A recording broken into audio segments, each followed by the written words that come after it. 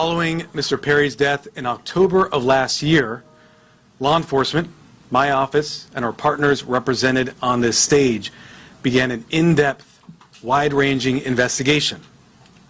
That investigation has revealed a broad, underground criminal network responsible for distributing large quantities of ketamine to Mr. Perry and others.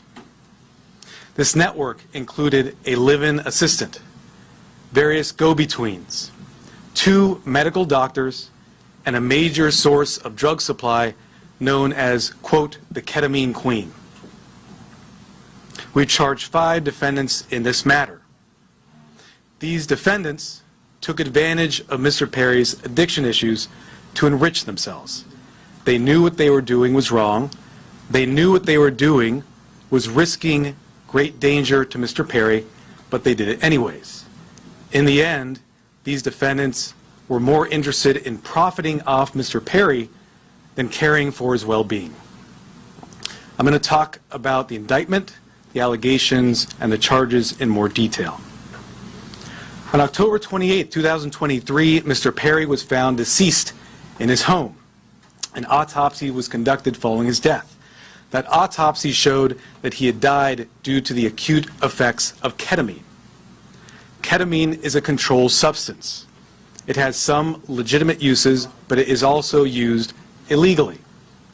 It is used by people seeking to disassociate from reality. It can cause serious health effects, serious health problems, including loss of consciousness, including spikes in blood pressure, and including respiratory issues that can deprive the brain of oxygen. For that reason, it is a drug that must be administered by medical professionals, and the patient must be monitored closely. That did not occur here.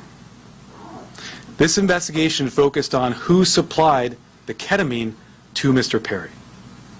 As many of you know, Mr. Perry struggled with addiction in the past. And on many occasions, he sought help for his addiction issues. The investigation revealed that in the fall of 2023, Mr. Perry fell back into addiction, and these defendants took advantage to profit for themselves. The 2 lead defendants in this case are defendants Salvador Plasencia and defendant Jasvin Sanya. First, I'll talk about defendant Plasencia. Defendant Plasencia was a medical doctor. He worked with another medical doctor, defendant Mark Chavez, to obtain ketamine.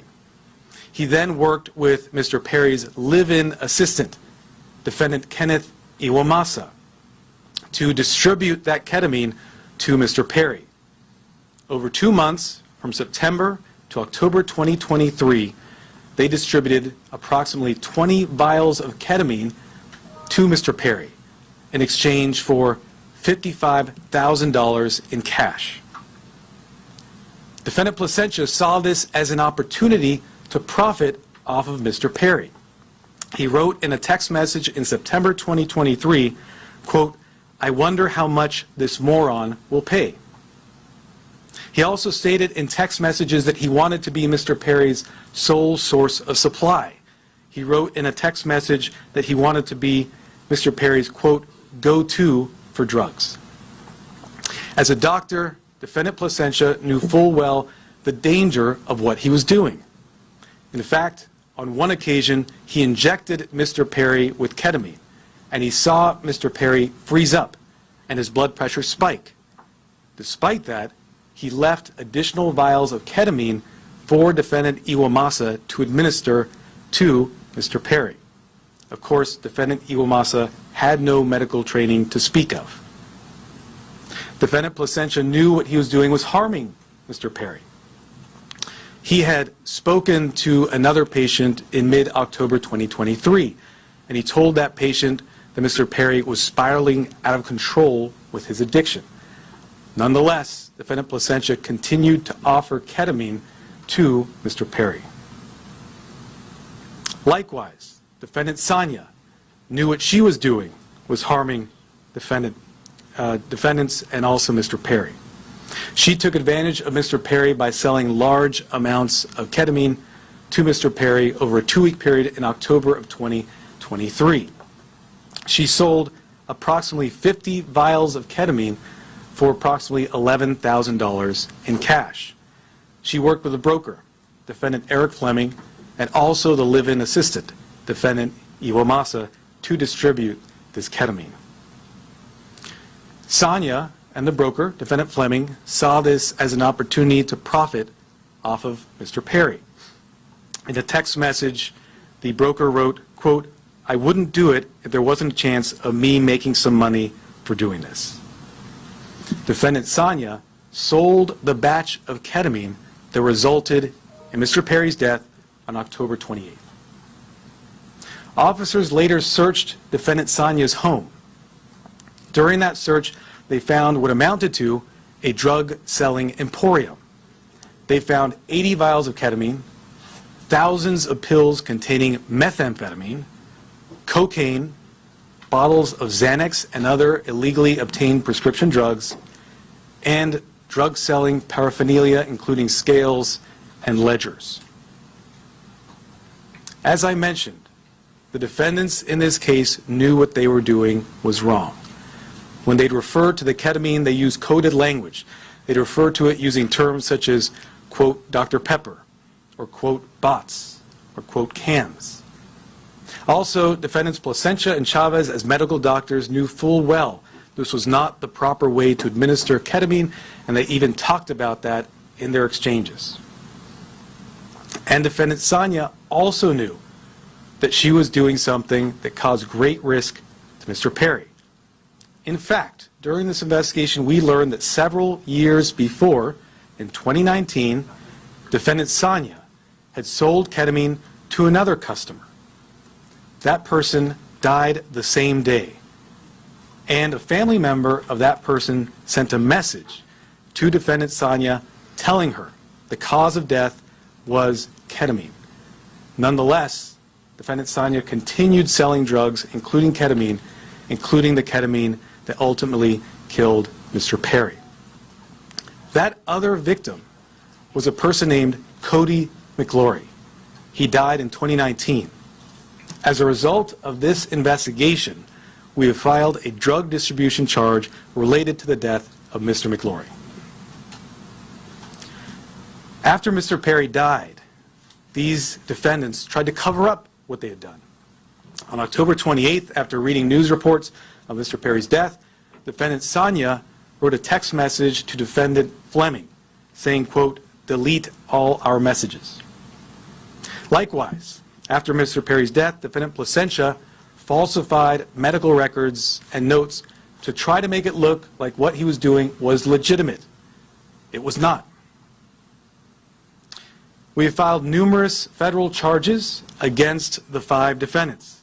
These charges include conspiracy to distribute ketamine, distribution of ketamine resulting in death, maintaining drug-involved premises for that drug-selling emporium the defendant Sonia had, altering and falsifying records related to a federal investigation for those false medical notes and records that defendant Placencia made, and multiple other drug trafficking counts. Of course, the defendants are presumed innocent until proven guilty. The penalties these defendants face are very significant. With regard to defendant Placencia, the statutory maximum sentence he faces is 120 years in federal prison. And with regard to defendant Sonia, the statutory maximum she faces is life imprisonment. By filing these extensive and serious charges, we are sending a clear message. If you are in the business of selling dangerous drugs, we will hold you accountable for the deaths that you cause. This is nothing new for us. Since 2022, my office has filed over 60 cases against drug dealers who've caused the death of another person. These cases are known as death-resulting cases. They're labor-intensive cases, and we work with our law enforcement partners, including ones represented here today, to bring those cases. Our office is a national leader in bringing those cases. They're very important because every victim's life counts. If you are in the drug selling business and you're selling dangerous drugs, you are playing roulette with other people's lives, just like the 5 defendants here did to Mr. Perry.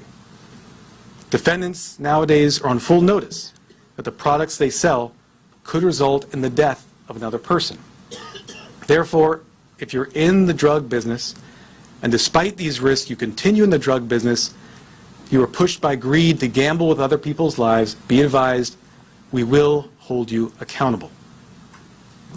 I want to thank our partners in this case, the Los Angeles Police Department, the Drug Enforcement Administration, and the U.S. Postal Inspection Service.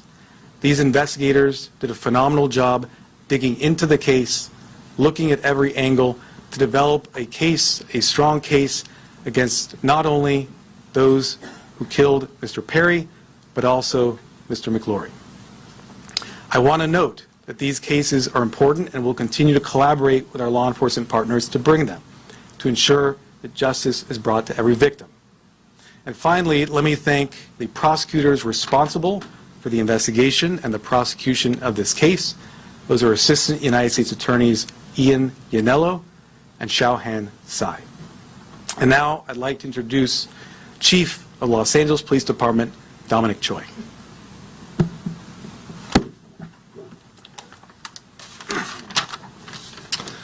All right, good morning, and thank you, Martine. You know, while it's tragedy that brings us all here together, I'm happy to stand here knowing that these dangerous individuals are no longer on the streets and they won't be able to harm anyone else. The Los Angeles Police Department and our partners here today, we're committed to investigating all cases like this, and it's regardless of someone's background or socioeconomic status. And just with all of our cases, this investigation was done impartially. We let the facts drive this investigation, and those facts led us to a group of individuals who were responsible for supplying and distributing to Mr. Perry narcotics that led to his unfortunate and untimely death. The group standing here today, it's a prime example how our partnerships and our collaboration can yield meaningful results.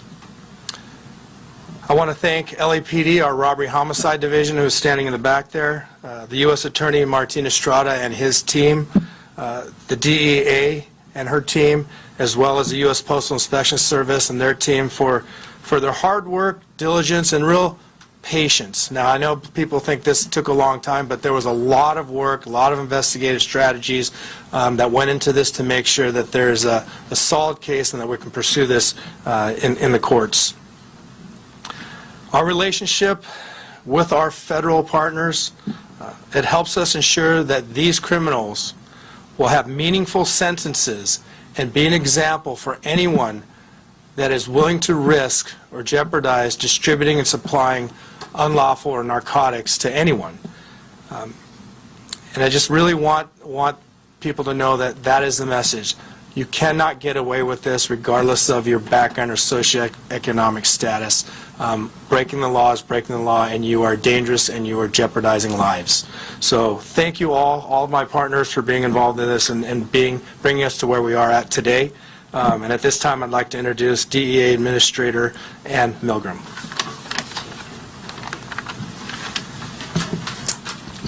Good morning. Today we announce charges brought against 5 individuals who together are responsible for the death of Matthew Perry. Each of the defendants played a key role in his death. They falsely prescribed, sold, or injected the ketamine that caused Matthew Perry's tragic death. In the United States, most forms of ketamine are only approved by the Food and Drug Administration for anesthesia. A nasal spray version is approved for treatment of depression, but only in a certified medical setting. Here, Matthew Perry sought treatment for depression and anxiety and went to a local clinic where he became addicted to intravenous ketamine. When clinic doctors refused to increase his dosage, he turned to unscrupulous doctors who saw Perry as a way to make quick money. Dr. Plasencia and Dr. Chavez violated the oath they took to care for their patients. Instead of do no harm, they did harm so that they could make more money. Without performing any medical evaluation or monitoring, they supplied Matthew Perry with large amounts of ketamine in exchange for large sums of money, charging Perry $2,000 for a vial that cost Dr. Chavez approximately $12. As Matthew Perry's ketamine addiction grew, he wanted more, and he wanted it faster and cheaper. That is how he ended up buying from street dealers who sold the ketamine that ultimately led to his death. In doing so, he followed the arc that we have tragically seen with many others, whose substance use disorder begins in a doctor's office and ends in the street. Perry turned to a street dealer, Eric Fleming, who sourced his ketamine from a drug trafficker known as the ketamine queen, Jasveen Sangha. The ketamine supplied by Sangha would ultimately be the dose that took Matthew Perry's life. Sangha knew that the ketamine she supplied could be deadly, since in 2019 she had sold ketamine to Cody McLaury, who died at the age of 33. But despite this knowledge, she continued to sell ketamine and methamphetamine throughout Los Angeles. Matthew Perry's journey began with unscrupulous doctors who abused their position of trust because they saw him as a payday, and it ended with street dealers who sold him ketamine in unmarked vials. The desperation that led Perry to these individuals was not met with help, as it should have been from the doctors, but instead it was met with exploitation. Exploitation by those who should have guided him toward help. This betrayal of trust is at the heart of this tragedy. Since 2023, DEA has investigated nearly 500 drug poisoning and overdose cases just like Matthew Perry's. We run a national initiative known as OD Justice, where we work with our state and local law enforcement partners to conduct investigations after someone has passed away. And it is important to note that the national model we today have in every 50 state across the United States is based on the work that started here in Los Angeles. We began this work with our partners in the Los Angeles Police Department and with other local police departments and sheriff's offices in California, in the Los Angeles area, and with the U.S. Attorney's Office. And today it stands as our national model for this critical work. Together, as part of OD Justice, we work to bring justice for the lives that have been lost and to stop others from dying. Regardless of the size or scope of a drug distribution network, the DEA will work nonstop to uncover and disrupt this illegal activity, and in this case, the deadly activity. I want to close by noting that Matthew Perry's death is not just a tragic overdose. After his 2020 book openly discussed his struggles with substance use disorder, Matthew Perry told podcast host Tom Power that he would prefer to be remembered for helping people rather than for his work on Friends as Chandler Bing. And so perhaps what has happened and the tragic details that we are discussing today can help others and save lives. I want to thank the Los Angeles Police Department, the United States Postal Inspection Service, and the United States Attorney's Office in the Central District of California for their tremendous partnership and their outstanding dedication to this case. I also have the privilege of serving every single day with the men and women of the DEA, and today I want to particularly recognize the outstanding work of our Los Angeles Field Division, as well as our diversion investigators who tirelessly worked on this case to bring justice to the victims and the families. Thank you. It's now my privilege to introduce Postal Inspector Shields.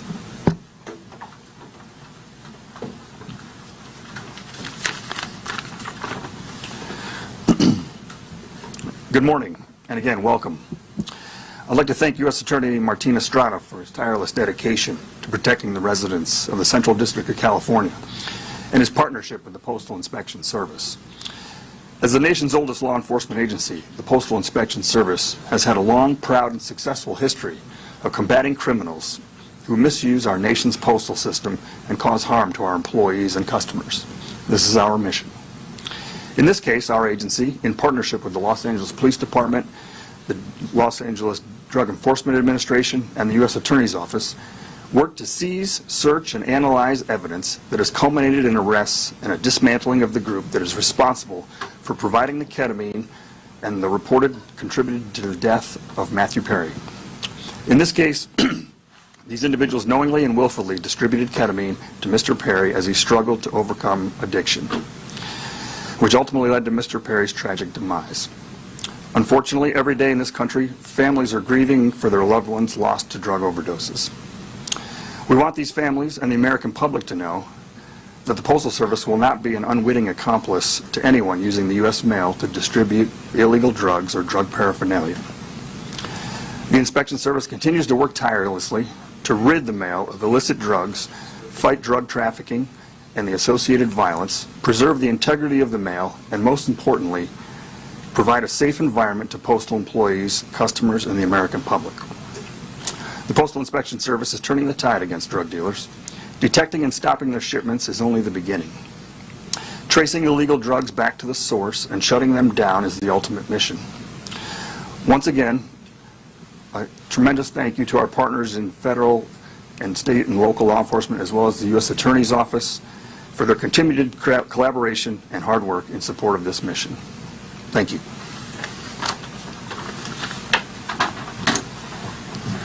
I'll now do brief remarks in Spanish, and then we'll do questions and answers. Where are the Spanish language reporters? Hold up your hands. Okay, great. Hoy anunciamos cargos criminales federales en conexión con la muerte del actor Matthew Perry.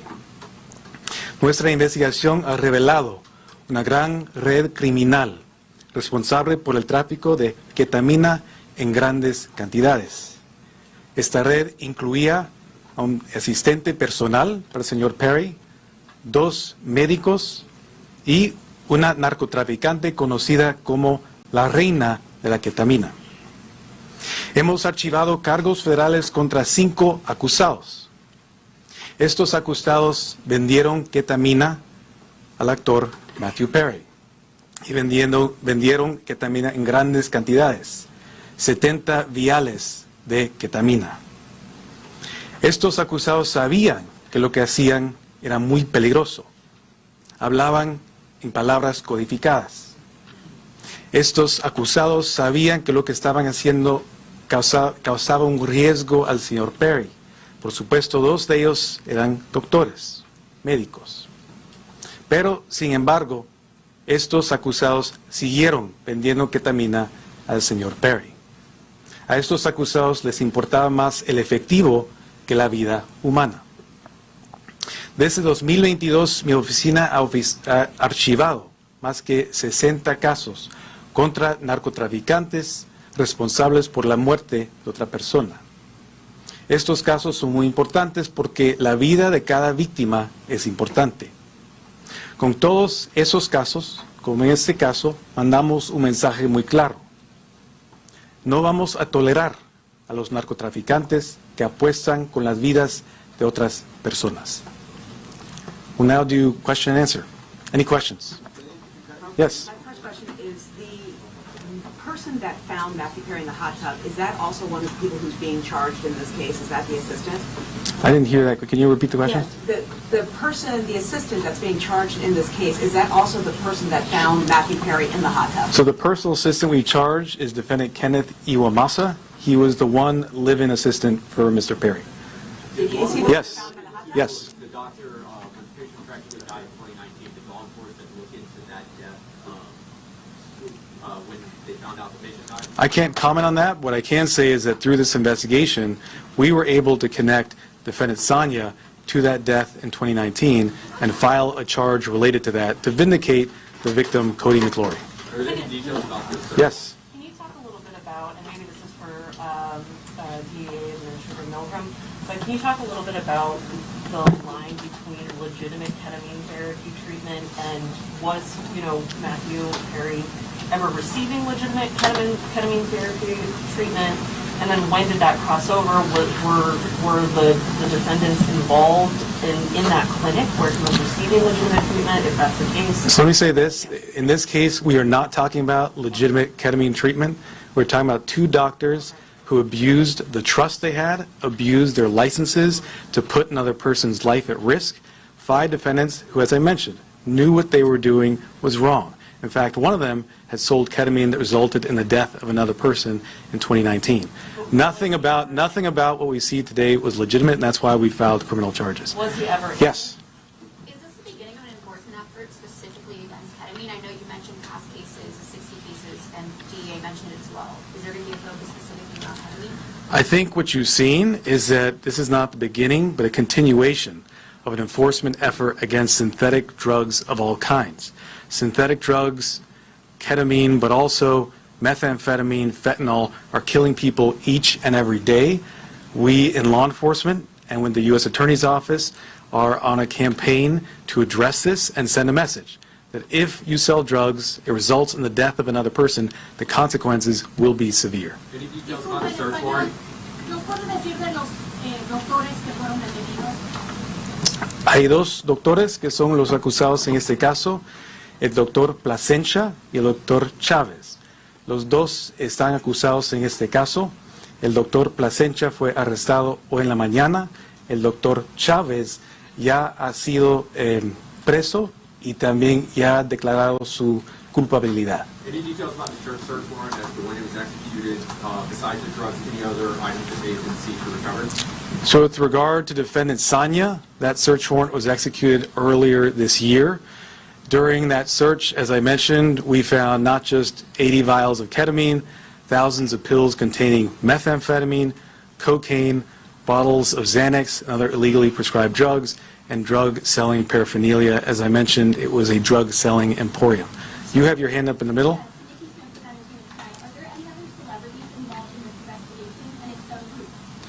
I've mentioned the defendants in this case. We have 5 defendants. The lead defendants are defendants Jasvin Sanya, Salvador Plasencia. We also have defendants Mark Chavez, another medical doctor. We have defendant Kenneth Iwamasa and defendant Eric Fleming. We look at the evidence, we see where that goes. We don't charge people based on whether they're celebrities or not celebrities. We charge them based on the evidence. Yes. I think what my colleague here was getting at before is in the autopsy report that was made public about his death, there were 2 physicians who were listed as being involved in Mr. Perry's treatment prior to his death. One of them was involved in what appeared to be legitimate therapeutic use of ketamine. Is there any indication that the people who were doing the off-label recreational use were connected with the legitimate therapy he was getting at any point? And So what I'll tell you is, before we get to your second, what I'll tell you is that in our cases, we go where the evidence leads us. We also respect patient privacy. What I will say is an autopsy was conducted. That autopsy showed Mr. Perry died as a result of the acute effects of ketamine. I won't go into further detail about Mr. Perry's personal history. Okay. Yes. And were any of the 5 charged on your radar prior to Perry's overdose? I can't comment on that. What I will say is the investigation is ongoing, but what we're announcing today are serious federal charges against these 5 defendants, supported by an extensive investigation. Sir, can you clarify the relationship? This woman had been patiently had her hand up. Yes. Yes, Chavez was detained. When was he detained and was it related to this case as well? Defendant Chavez is a defendant in this case. Right. We filed this morning a plea agreement for defendant Chavez. So he's already not entered, but we have a filed plea agreement for him. 2 other defendants, defendant Iwamasa, have also signed plea agreements. That plea agreement has been entered. And defendant Fleming has signed a plea agreement. That plea agreement has been entered. As I mentioned, the 2 lead defendants in this case are defendants Plasencia and defendant Sanya, who were arrested this morning. Yes, sir. No. There's the patient man behind you, Norma. Fiscal, ¿nos puede identificar a los 5 detenidos? puede relacionar cómo comenzó la investigación para ver la ketamina en el 2019. Sí, hay 5 acusados y ya nombré los acusados. Hoy en la mañana 2 fueron arrestados. Fue la acusada Saña y el acusado Plasencia, que fue un doctor médico. Yes. Yeah, there were reports this morning that the investigation could have uncovered other Hollywood celebrities who may have been buying from this same network. Is that accurate? Can you give us any sense of the customers that they were dealing with? So I can't comment on reports that are out there, their accuracy or inaccuracy. What I can tell you are the facts that we developed through our investigation. Those facts are what I've related to you this morning. Yes. You mentioned the queen of ketamine out of North Hollywood. What does that actually mean? How big was the network of people to whom she was selling narcotics and specifically ketamine? What I can say about defendant Saña, known as the ketamine queen, was that she was a major source of supply for ketamine to others as well as Mr. Perry.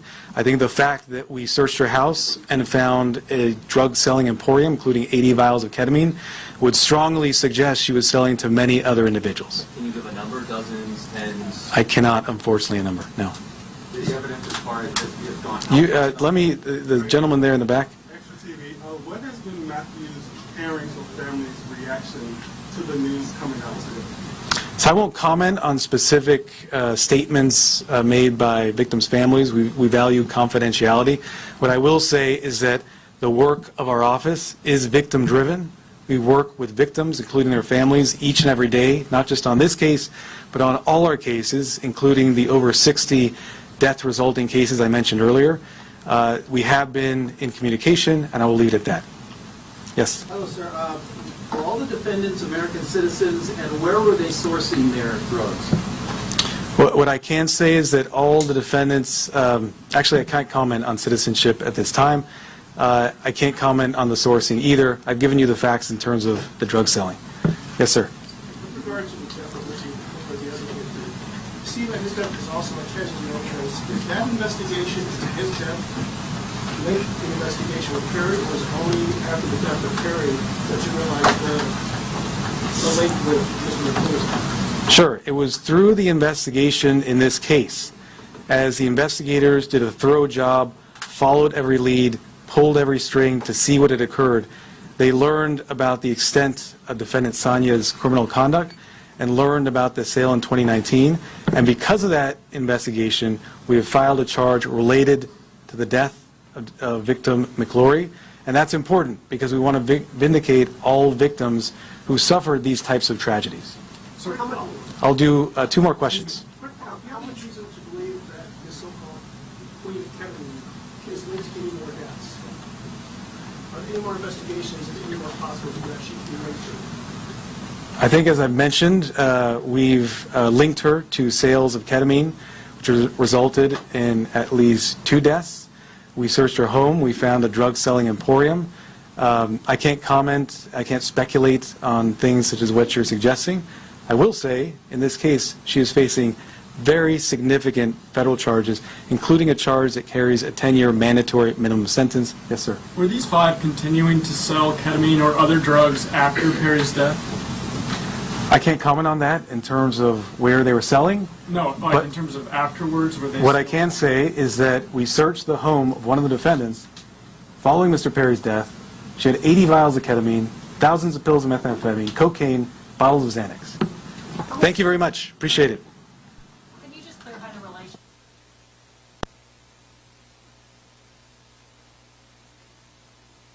Sale of ketamine, or were they connected? So it's the last question because you've been so patient. We charge a conspiracy here. The conspiracy is against all 5 defendants for selling ketamine to Mr. Perry. Thank you so much.